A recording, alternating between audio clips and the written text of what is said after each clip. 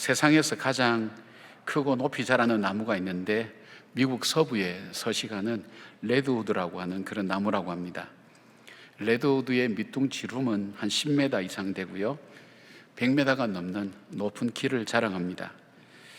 근데 아무리 심한 가뭄이 들어도 이 나무는 조금 더 변함없이 자기 모습을 유지할 뿐 아니라 태평양에서 불어오는 거센 바람도 버티면서 지내는 이 나무를 학자들이 연구하기 시작했습니다.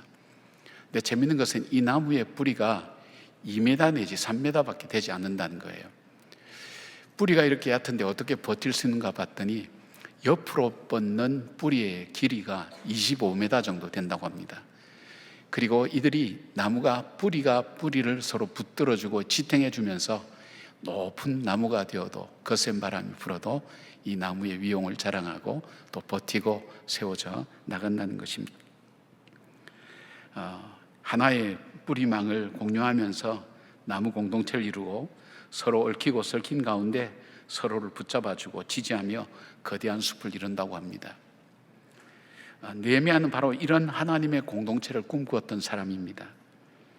그는 멀리 페르시아에서 조국의 소식을 듣고 슬퍼하고 기도하며 하나님 앞에 간구하며 그가 이 예루살렘에 돌아오게 됩니다.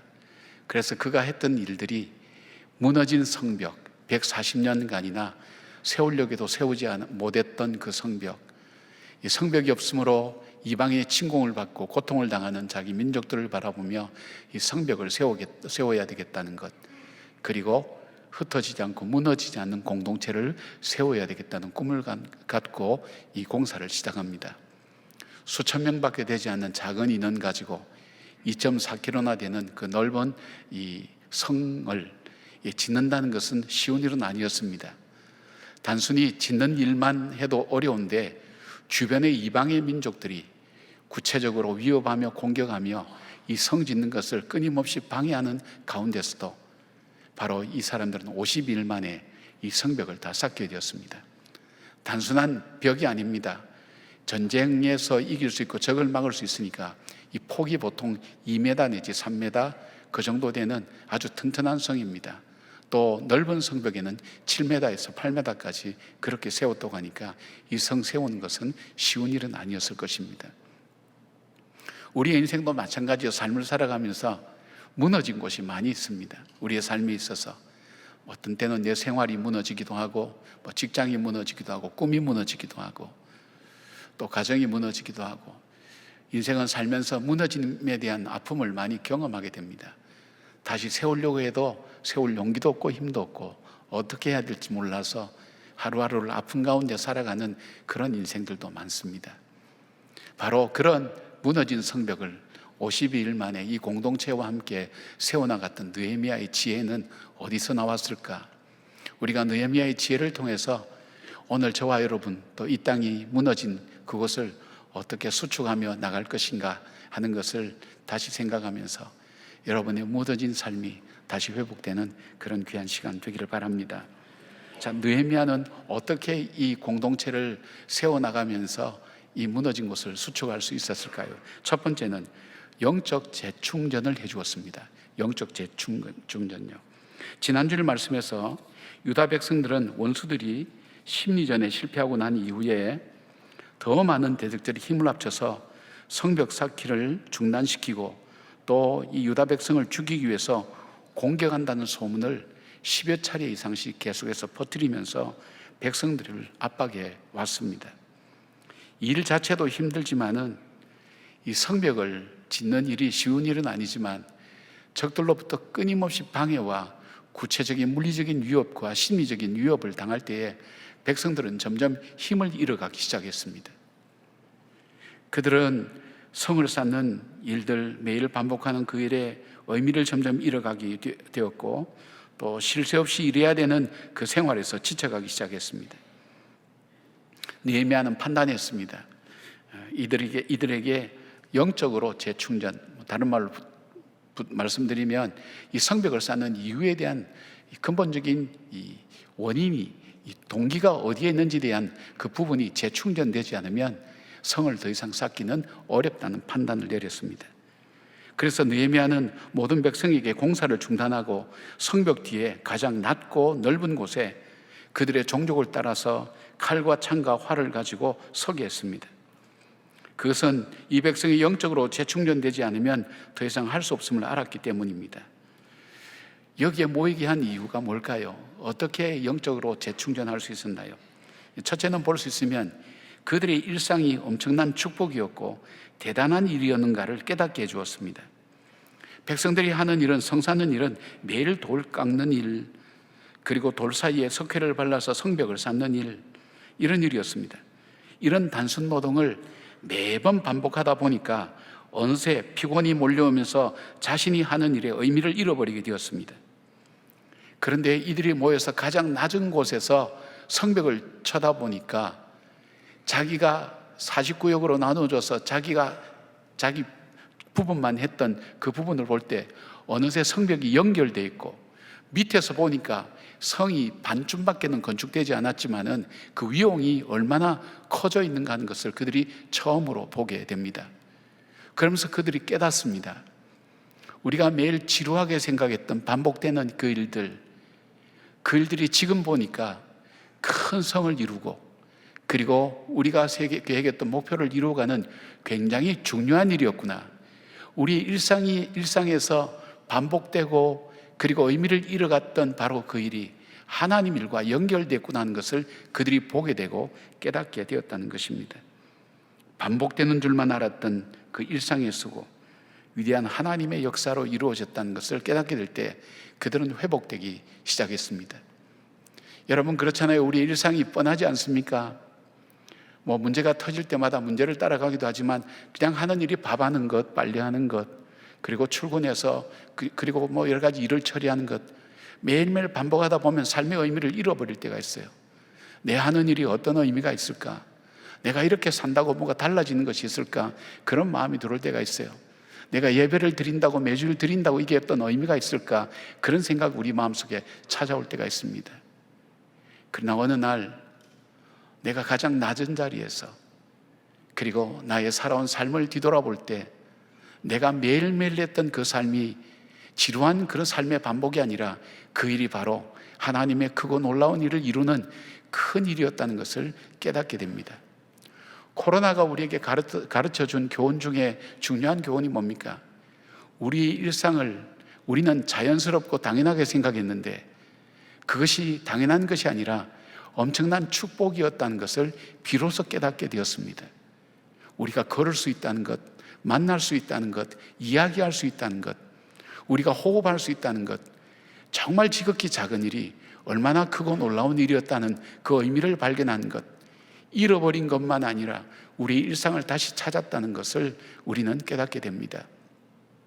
사랑하는 여러분, 여러분의 삶 속에서 내가 이렇게 성경 본다고, 이렇게 예배 드린다고, 이렇게 전도한다고, 아무도 알아주지 않는 믿음으로 살아간다고 하는 것이 무슨 의미가 있겠는가 생각할지 모르겠지만, 여러분, 점이 모여서 선이 되고, 선이 모여서 면이 되고, 면이 모여서 도형을 이루는 것처럼 우리의 작은 일, 그 하루하루가 쌓일 때에 바로 그 일들을 통해서 우리는 큰 일을 이루어가는 것을 바라보게 됩니다.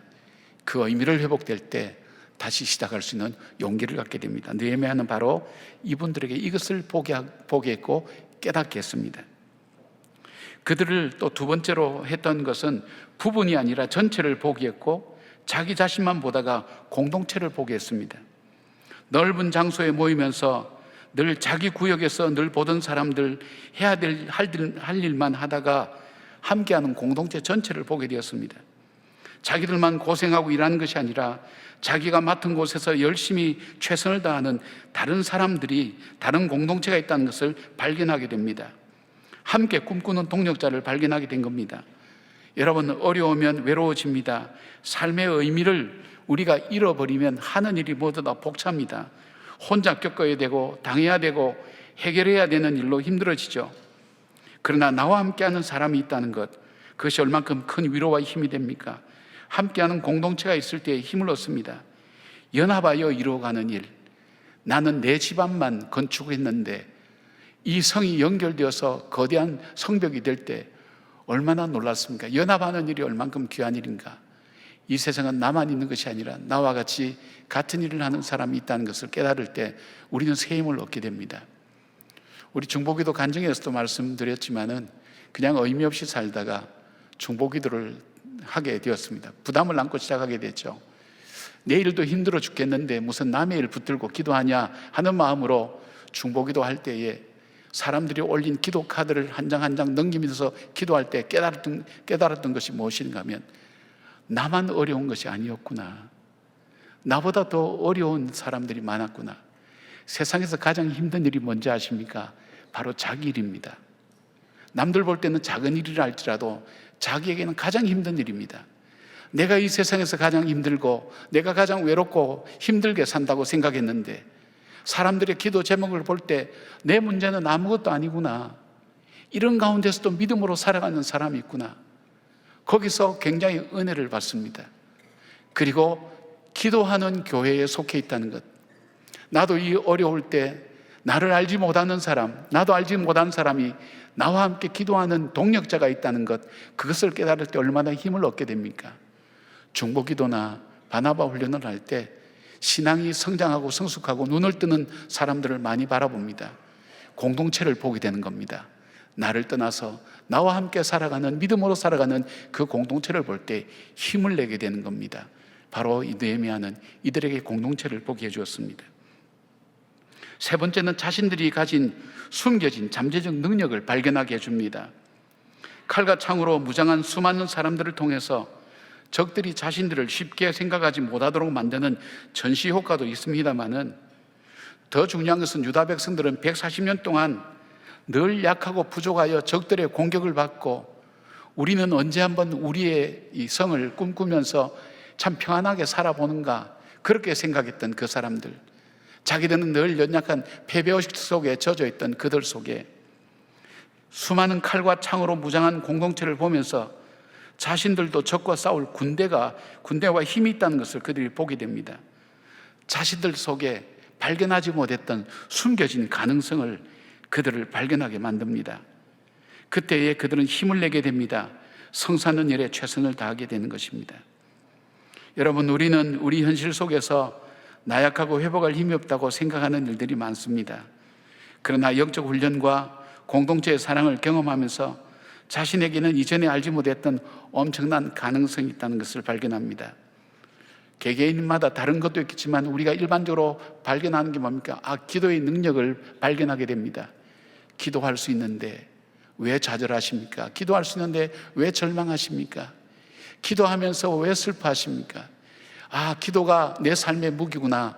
기도를 이겨나갈 수 있구나 하는 것을 발견할 때 힘을 냅니다. 또 무엇이 있습니까? 말씀이 있습니다. 말씀은 검이라 그랬습니다. 성령의 검, 말씀의 검이 우리에게 있습니다.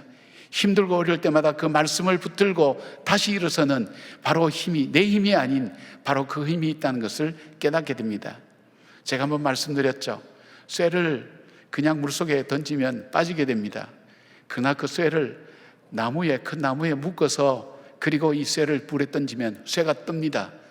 나는 연약하지만 나를 붙들고 계시는 그 하나님, 언약하신 것을 이루시는 그 하나님을 발견하게 될 때 다시 일어서서 걸어가는 것을 봅니다.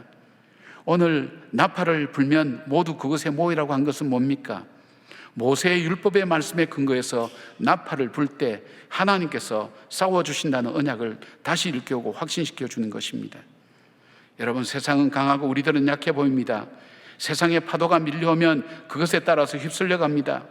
현실 앞에 무기력한 존재라고 생각했는데 하나님이 우리와 함께 하시고 우리를 도우시고 지금까지 인도하셨다는 그 새로운 삶의 해석을 느헤미야를 통해서 받게 될 때 백성들은 새 힘을 내었습니다. 그리고 나팔 불 때 우리를 도우시는 그 하나님, 언약하신 그 하나님이 함께 하신다는 그 언약의 말씀을 붙들 때에 그들은 다시 회복될 수가 있었습니다. 여러분, 우리도 이 땅을 살면서 영적으로 재충전 받지 않으면 현실에 휩쓸려 갈 수밖에 없습니다. 내 생각에 빠져들 수밖에 없습니다. 그리고 내 형편과 상황만 바라보고 좌절하면서 무너져 있을 수가 있습니다. 영적으로 재충전 받으셔야 됩니다. 그래서 저희 교회에서 이 신앙 훈련을 바라보면 여러분이 지치고 힘들 만한 부분을 과목으로 만들어서 그 훈련을 받도록 되어 있습니다. 훈련을 받을 때 다시 회복하고 하나님 함께 계심을 발견하게 되는 것입니다. 피곤하고 힘든 세상, 소년이라도 피곤하며 곤비할 수밖에 없는 세상, 장정이라도 넘어지며 쓰러질 수밖에 없는 세상, 그 세상을 향해 그 세상을 살아가는 사람들에게 이사야 40장 29절부터 31절까지 말씀은 이렇게 말씀합니다. 피곤한 자에게는 능력을 주시며 무능한 자에게는 힘을 더하시나니 소년이라도 피곤하며 곤비하며 장정이라도 넘어지며 쓰러지되 오직 여호와를 앙망하는 자는 샘을 얻으리니 독수리가 날개치며 올라감 같을 것이요 다른 박질을 하여도 곤비하지 아니하겠고 걸어가도 피곤하지 아니하리로다. 사랑하는 여러분, 일상 속에 하나님이 함께 하신다는 것을 우리가 믿음으로 붙들고 그 말씀 붙들고 기도의 무기를 사용하여서 우리로 하여금 다시 회복해 하시는 그 하나님을 따라서 여러분의 무너진 곳을 다시 수축하고 건축하는 놀라운 영적인 역사가 일어나기를 주님의 이름으로 축복합니다. 느헤미야가 했던 두 번째는 이 백성들로 하여금 목적이 이끄는 삶을 살도록 했습니다. 목적이 이끄는 삶이라는 것은 하나님께서 우리를 부르신 이유와 목적을 알게 합니다. 그것을 붙잡고 삶의 우선순위를 정하고 방향을 정하고 방법을 정한 다음에 살아가는 삶을 말합니다. 느헤미야 유다 총독으로 왔기 때문에 그는 권력과 군사력을 갖고 있었지만 그것으로 적을 선제 공격하거나 정치적으로 타협하는 길을 택하지 않았습니다. 왜냐하면 느헤미야의 목적은, 궁극적인 목적은 유다 백성들이 성벽을 스스로 쌓아서 자기 집과 가족과 그리고 자기 스스로를 지키게 하는 비전과 열정을 갖게 할 뿐 아니라 궁극적으로는 하나님이 기뻐하시는 이스라엘의 재건이 있었기 때문입니다. 그래서 느헤미야는 이들 속의 목적에 충실하기 위해서 어떤 방법을 쓰는가 하면 적이 공격하고 심리적으로 공격하고 물리적으로 위협을 해도 적에게 반응을 보이지 않고 선제 대응을 하지 않았습니다. 왜냐하면 적들의 위협에 반응하거나 대응하게 될 때에 성벽 건축의 목표의식이 분산되고 자연스럽게 성벽 건축의 동력도 떨어지게 되어 있습니다. 문제가 목표가 아니라, 문제 해결이 목표가 아니라 우리의 목표는 성벽을 쌓는 거고 하나님의 공동체를 세우는 것이라는 그것을 잃어버리지 않기 위해서 최소한의 방어만 하면서 그 목표와 목적을 잊어버리지 않도록 백성들을 일깨웠다는 것입니다. 그리고 느헤미야가 또 하나 했던 것은 백성들 스스로 그 문제를 풀어가도록 했습니다. 자기의 권력과 자기의 힘으로 성을 쌓고 적을 물리치는 일을 할 수 있었을 것입니다. 그러나 만약 이스라엘 백성들이 자기 스스로 성을 쌓는 수고와 애씀이 없다면 그들은 이 성이 세워졌다 할지라도 이 성을 지켜내가 나갈 만한 힘도 없을 뿐 아니라 새로운 공동체를 만들어갈 수 없다는 것을 알았습니다. 그렇기 때문에 140년간 패배의식 속에 무너진 성벽으로 고통만 당하며 살아왔습니다. 이들에게 새로운 힘이 필요한 겁니다. 그래서 공동체가 성장할 기회를 계속해서 주는 것입니다. 부모님들이 아이들을 키울 때 가장 마음 아프고 예초로울 때가 언젠가 하면 아이들이 밥을 먹을 때랍니다. 자기 힘으로 밥을 먹는데 밥은 주변으로 다 흩어지고 입에 들어가는 건 별로 없을 때 안타까워서 그냥 밥을 떠먹어 주고 싶다는 마음이 많이 든다고 얘기합니다. 그리고 또 하나 있다면 아이들이 걸음마를 배워서 이렇게 걸으려고 할 때 일어설 때 일어났다간 주저앉고 일어났다간 주저앉을 때 너무 이제 부모님들이 안타까워서 그 아이를 이렇게 자꾸 걷게 하는 경우를 우리가 경험하게 되죠. 근데 스탠포드 대학의 연구에 의하면 아이들이 일어서고 할 때 그때 하루에 100번 이상씩 넘어진답니다. 그 과정을 통해서 배우는 것이 있는데 뭐냐면 우리가 눈에 본다 걸음마를 하는 법을 배우게 되고, 두 번째는 이 주변 이 공간이나 그 다음에 환경을 인지하고 받아들이는 데 도움이 되고, 세 번째는 그들이 하여금 실패를 해도 다시 일어나는 그런 삶의 이 심리적인 것을 배우는 굉장히 중요한 요소가 된다는 것입니다. 어떤 분이 누에 고치가 이게 고치를 뚫고 나와서 나비가 되기 위해서 몸부림치는 걸 보면서 안타까워서 이렇게 찢어줬는데 그 애벌레가 나와서는 결국 나비가 되지 못하고 죽더라는 것입니다. 왜냐하면 이게 고치에 나오는 그 수고, 날개 가지고 그 고치를 밀어내면서 나오는데, 그때 이 액이 분비가 되면서 날개를 펼 수 있는 힘을 거기서 길러진다는 것입니다. 그럴 때에 나와서 스스로 날아서 나비가 된다는 것입니다. 무엇입니까? 힘들고 어려워도 이 백성들이 스스로 일들을 감당할 수 있도록 하고 그 일을 헤쳐나갈 수 있도록 함으로 인해서 그들에게서 분명한 목적이 있다는 것을 잃어버리지 않겠다는 것입니다. 15절에서 17절까지 보니까 우리의 대적이 우리가 그들의 의도를 눈치챘다함을 들으니라.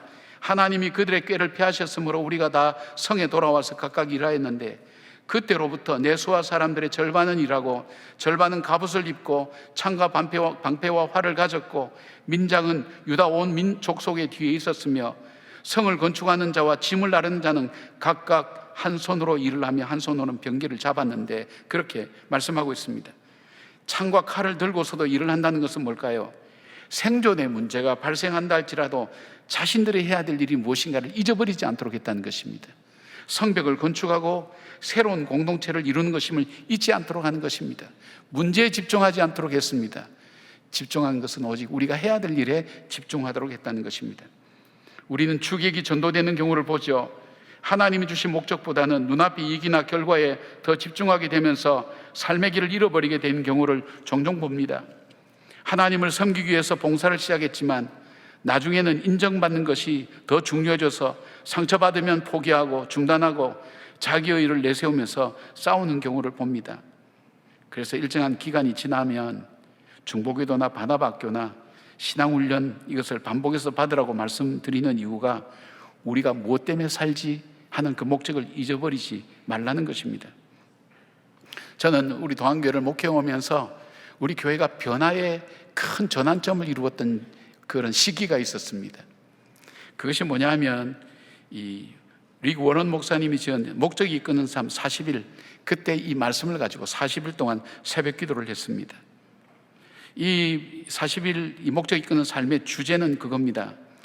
하나님은 우리를 창조하셨는데 우연히 그리고 목적 없이 우리를 이 땅에 보내지 않았다는 것입니다. 우리 각자를 이 땅에 보내셨을 때 하나님이 목적이 있으시다는 그 주제를 가지고 이 40일 동안 예배, 그 다음에 교제, 제자의 길, 섬김, 전도, 사명이라는 주제를 가지고 한 줄씩 계속해서 집중적으로 할 때 어떤 변화가 일어나는가 하면 그냥 환경 따라서, 상황 따라서, 습관 따라서 살아갔던 사람들 눈이 뜨여지기 시작했습니다. 그때부터 그들의 삶 속에서 내가 살아가는 목적이 뭐지? 이렇게 열심히 돈을 버는 이유가 뭐지? 내가 이렇게 열심히 공부하는 이유가 뭐지? 내가 이렇게 살아가는 삶의 모습의 궁극적인 게 뭘까를 고민하기 시작했습니다. 그분들은 고민하기 시작했어요. 고민하기 시작하면서 하나님 말씀이 그들 속에 들어가기 시작하면서 삶의 변화가 왔어요. 돈 쓰는 게 달라졌어요. 시간 쓰는 게 달라졌어요. 인간관계가 달라졌어요. 그러면서 변화가 된 거예요. 그들의 변화가 교회의 변화가 되고 일상의 변화가 삶의 변화로 이루어지는 것을 보았어요. 교회가 큰 어떤 흐름의 틀을 바꾸는 것을 저는 그때 경험했어요.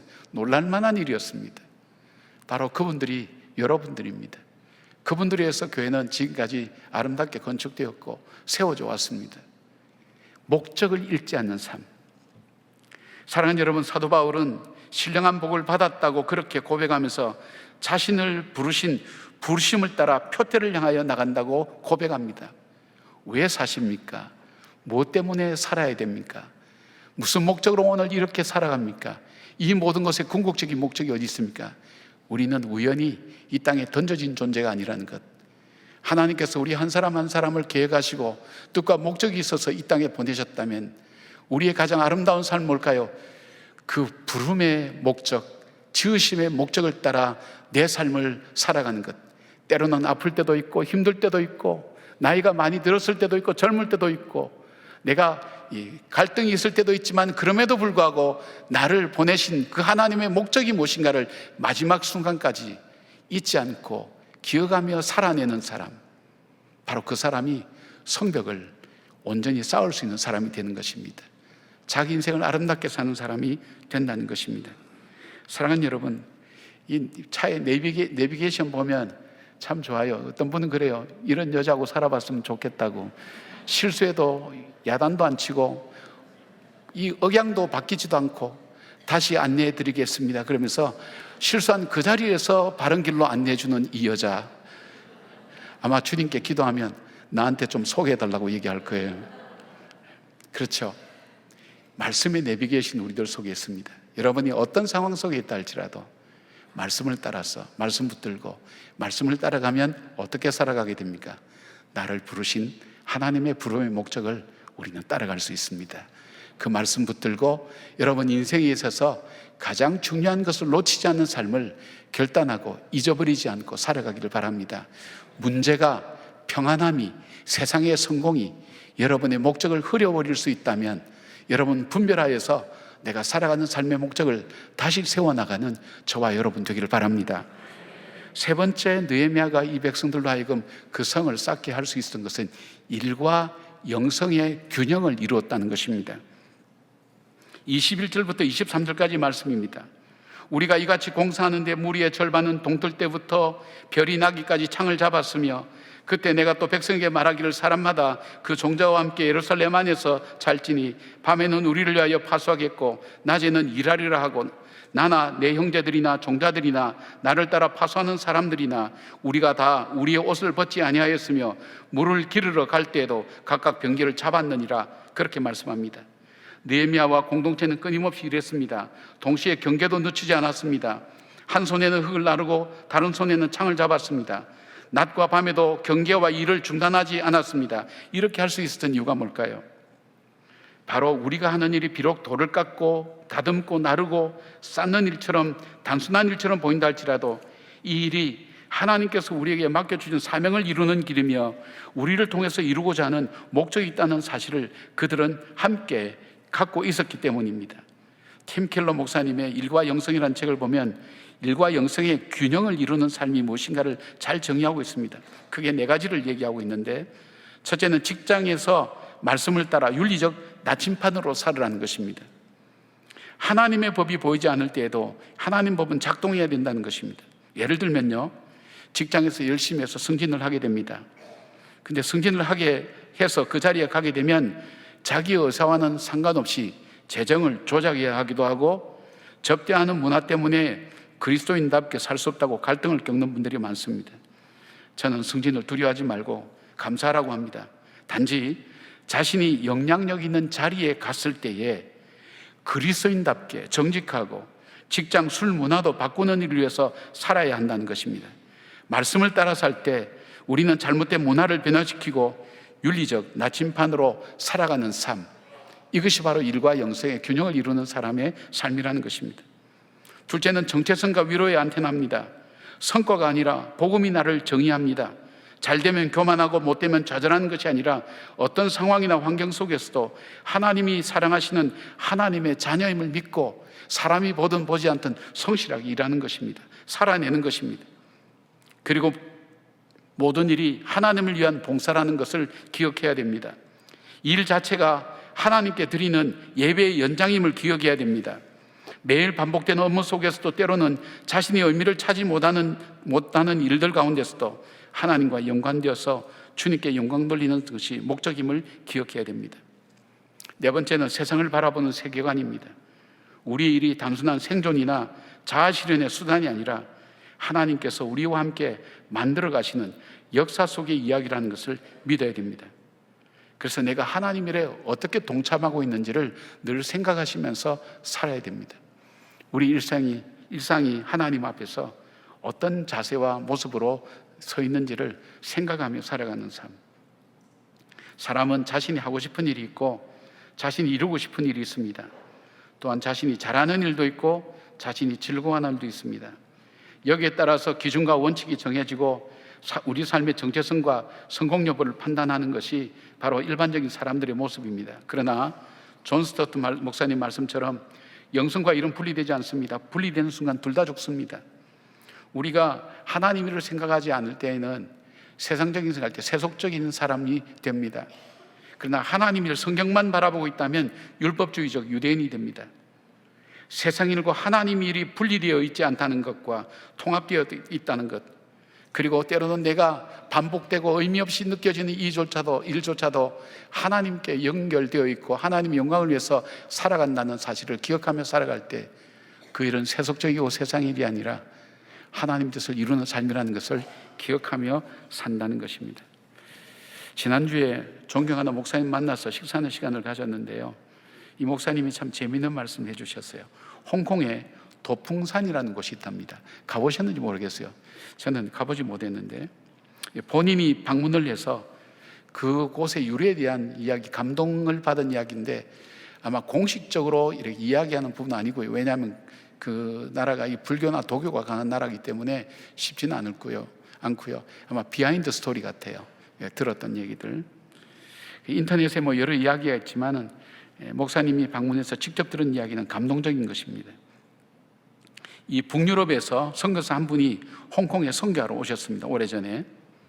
근데 이곳에 도교와 불교의 뿌리 깊은 이곳은 도무지 선교할 수가 없더랍니다. 이분이 결심하는 것이 절에 들어가서 승려가 되었습니다. 그러니까 이 사실을 한 선교부에서는 선교부도 끊고 이 선교사는 미쳤다고 그렇게 이야기를 했습니다. 이분은 절에 들어가서 20년 동안 정말 하나님의 말씀, 골로새서 3장 23절처럼 무슨 일을 하든지 마음을 다하여 주께 하듯하고 사람에게 하듯 하지 말라.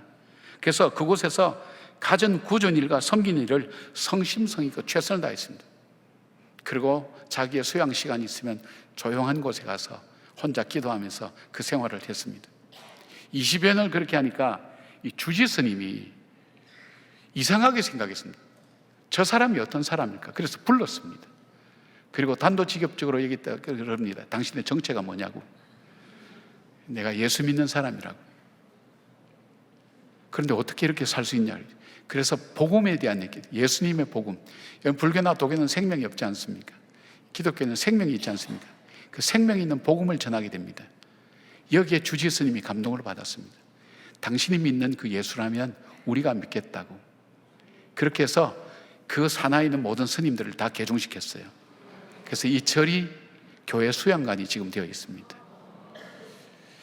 일상에서 살아가는 삶, 하나님 의식하며 살아가는 그 삶, 그것이 변화해서 하나님 나라를 만들어가는 일들. 여러분, 이 도풍산에 한번, 홍콩에 가면 한번 가보시길 바랍니다. 기념품을 제가 집에 두고 왔어요. 여러분 한번 보여드리면 좋은데, 바로 절 모양의 위에 십자가가 있는 그런 기념품입니다. 사랑하는 여러분, 우리는 살 때 기갈되고 기근 속에서 지치고 힘들 때가 있어요. 회복할 능력도 없이 넘어질 때가 참 많아요. 포기할 때도 많아요. 그러나 오늘 느헤미야처럼 영적으로 여러분 재충전되어야 됩니다. 지나간 삶을 돌아보면서 하나님께서 함께 하셨다는 것, 그리고 나의 평범한 일상을 통해서 얼마나 귀한 일들이 이루어져 왔는지를 다시 볼 수 있는 눈을 여러분 가지셔야 됩니다. 문제만 바라보고 안 되는 것만 바라보고 실패하는 것만 생각하는 그것이 아니라 그 가운데서도 살아왔던 지난날의 삶이 얼마나 크고 위대한 일을 이루었는가 하는 것을 볼 수 있는 눈을 여러분 가지셔야 됩니다. 그리고 나에게 내가 아직 개발하지 않는 가능성, 기도와 말씀이 있다는 것을 붙잡으면서 다시 일어서셔야 됩니다. 그리고 우리 삶의 목적이 무엇인지 다시 붙들면서 일과 영성 속에 균형을 이루면서 하나님 뜻을 따라 살아가는 그런 사람이 될 때에 여러분 삶에 우리의 무너진 성벽은 반드시 다시 세워질 줄 믿습니다. 그 믿음 붙들고 살아가는 저와 여러분 되기를 바랍니다. 아멘. 기도하겠습니다. 감사합니다. 주님, 고맙습니다.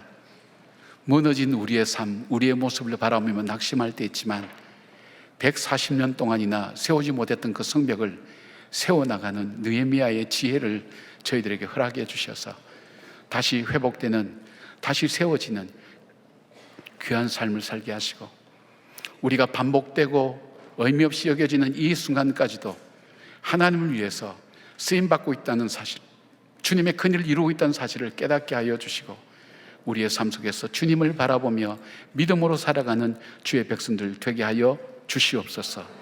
예수님의 이름으로 기도드립니다. 아멘.